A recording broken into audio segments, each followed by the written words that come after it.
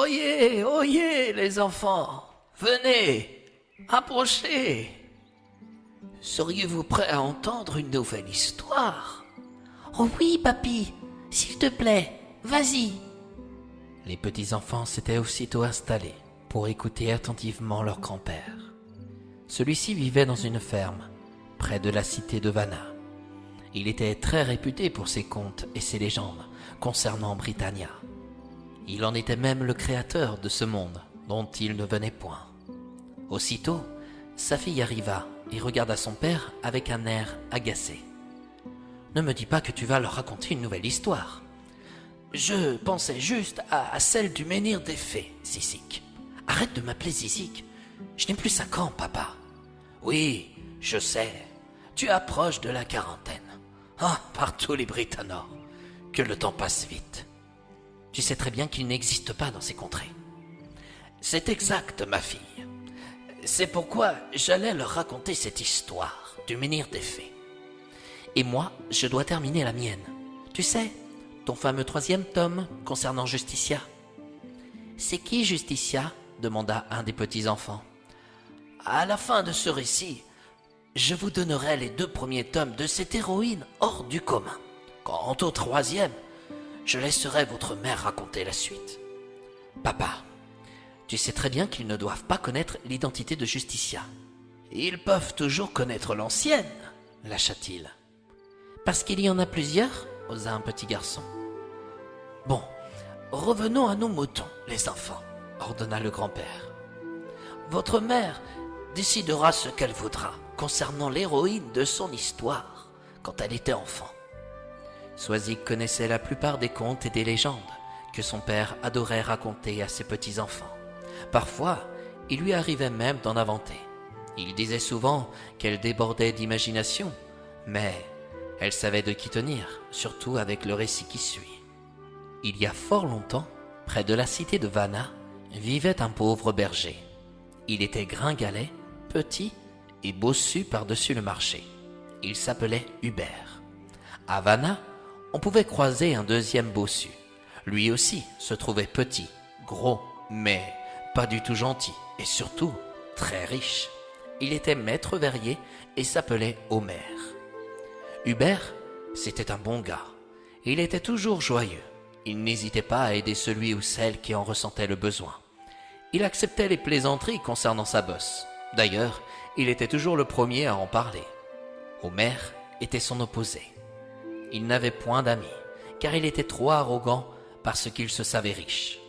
À l'instant où des gens riaient autour de lui, il pensait qu'on se moquait de sa bosse. Il était grossier et méprisait tout le monde, surtout Hubert.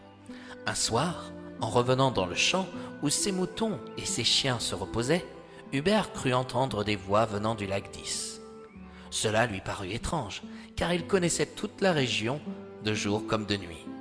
Il savait bien que sur les bords du lac, on pouvait y trouver une énorme pierre qu'on nommait le menhir des fées. Pourtant, ici, personne n'y vit de fées. On savait qu'elle traînait plus au nord de Camorra. Intrigué par ces voix enchanteresses, Hubert s'en approcha. Il distingua, sous un beau clair de lune, une dizaine de femmes très jolies. Elles portaient toutes une robe blanche, dansaient en rond et chantaient en se tenant les mains. Hubert les admira de plaisir et s'approcha de plus en plus d'elles. Mais soudain, un de ses pieds craqua, une branche sèche errant au sol. Aussitôt entourée par les fées, celle-ci l'emmenait près de leur menhir. Ces fées n'avaient pas l'air méchantes, mais Hubert s'en méfia quand même. Ses craintes redoublèrent lorsque la reine, qui était la plus belle de toutes, se posta devant lui et déclara : « Comment oses-tu troubler nos réjouissances ? Sais-tu que nous punissons tous ceux qui viennent dans notre ronde à cause de leur curiosité ? » « Je suis désolé, Il faut le punir, il faut le punir !» coupèrent les autres fées. « Je te connais, » intervint la reine. « Tu t'appelles Hubert, tu es un bon berger, et je te vois le soir, parfois, parmi tes moutons. Tu aimes faire le bien autour de toi, et tu rêves à un avenir meilleur pour demain, malgré ta pauvreté actuelle. Pour cette fois, ta curiosité ne sera pas punie, mais tes bonnes actions seront récompensées. »« C'est-à-dire » lâcha Hubert. « Dis-moi ce que tu désires le plus, et je te le réaliserai, affirma la reine. Souhaites-tu devenir riche? Ou veux-tu que je te débarrasse de ta bosse? La richesse était tentante. Ne manquer de rien jusqu'à la fin des jours n'était pas donné à tout le monde. Cependant, devenir comme tous les autres hommes fut plus intéressant aux yeux d'Hubert. L'argent n'apporte que des malheurs, affirma-t-il. Enlevez-moi ce fardeau que je porte depuis ma venue au monde de Britannia, et je vous bénirai. Les fées l'entourèrent et, chacune à leur tour, lui frottèrent son dos avec une pommade dont il ignora l'origine. Puis, elles disparurent brutalement. Hubert ne put les remercier de leur présent. En voulant toucher sa bosse, il remarqua qu'il n'y en avait plus. Heureux et léger, il regagna sa demeure et ne put trouver le sommeil. Le lendemain, quand il se rendit à Vannes, tout le monde remarqua qu'il n'était plus bossu. On lui posa des questions et il répondit avec sincérité qu'il avait croisé des fées près du menhir des fées, sur les bords du lac d'Is. L'autre bossu, Omer, apprit la nouvelle à la mi-journée. Dégoûté d'être désormais le seul bossu de Vannes, il devint jaloux. Puis, il pensa que ces fées pourraient le soulager, lui aussi. Après tout, il avait beaucoup d'argent, il pourrait les dédommager. Méfiant, il se décida à aller voir Hubert. Il voulait être sûr qu'il n'avait plus sa bosse. Il quitta son atelier et se rendit dans les plaines sur les bords du lac d'Is. Quand il le découvrit avec son dos droit et alerte en plus, pour la première fois de son existence, il alla lui adresser la parole. « J'ai appris l'heureux événement, dit-il. Je suis venu vous voir pour vérifier que la rumeur était véritablement fondée. Comme ancien confrère, je vous félicite. » Merci, monsieur Omer. Effectivement, je suis heureux de ne plus porter ce fardeau. J'aimerais bien être à votre place. Est-ce bien vrai que ce sont des fées près d'un menhir qui vous ont enlevé votre bosse? Oui, monsieur Omer, mais je crains qu'elles ne vous rendent le même service qu'à moi. Et pourquoi donc? Parce qu'elles n'aiment pas être dérangées.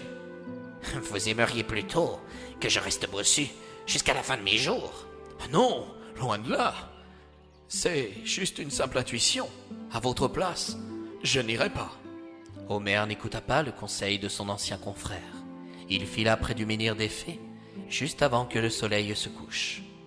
Il observa le lac et pensa à la légende de ce dragon séjournant pour toujours dans ses profondeurs. Tout à coup, sans qu'il puisse distinguer d'où elles sortaient, il vit les fées. Elles se tenaient toutes les mains, formaient une ronde et se préparaient à chanter. L'une d'elles le remarqua. Il était installé dans un coin à les observer. La reine des fées, qui avait parlé avec Hubert la veille, déclara à Omer: « Comment osez-vous troubler nos réjouissances? Savez-vous que nous punissons tous ceux qui ont la curiosité de venir nous observer? »« Il faut le punir! Il faut le punir !» crièrent les autres fées. Omer commença à trembler et même à regretter de ne pas avoir écouté Hubert quelques heures plus tôt. « Madame, lança-t-il quand même, hier, vous avez soulagé mon ancien confrère Hubert de sa bosse. Pouvez-vous en faire de même avec moi? Je suis riche et je peux vous apporter beaucoup d'argent en retour. » Hubert est un homme bon et généreux. Il ne méritait pas de porter le fardeau qu'il possédait depuis sa naissance. Mais toi, tu es méprisant, grossier à l'égard de tout le monde.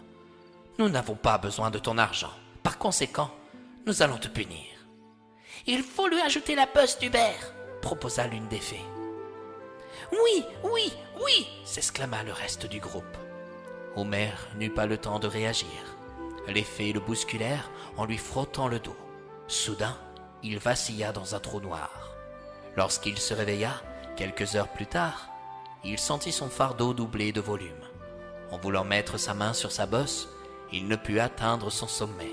Il comprit qu'il avait récupéré celle d'Hubert.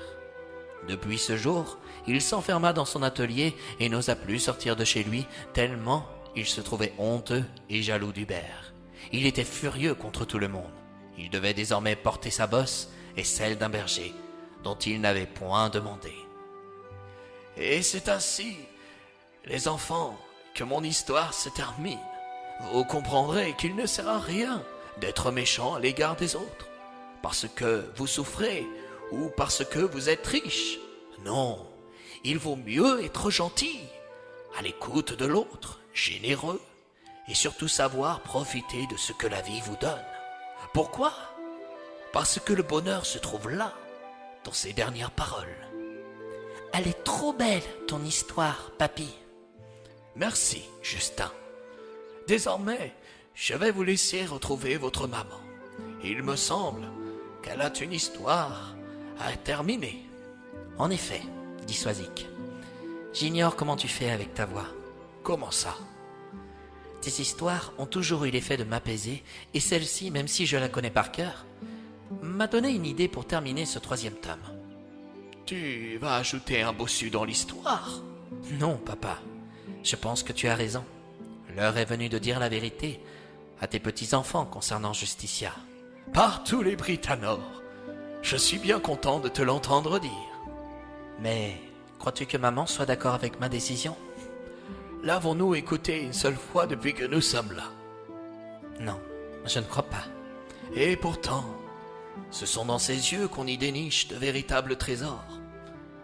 Sans son regard, alors, j'ignore si nous serions actuellement en train de nous parler, aujourd'hui, dans ces contrées. Ce n'est pas son regard qui a créé Britannia, papa, mais plutôt l'amour que vous vous portez l'un à l'autre. Oui, et cet amour, quoi qu'on en dise ou qu'on en fasse, est plus fort que tout.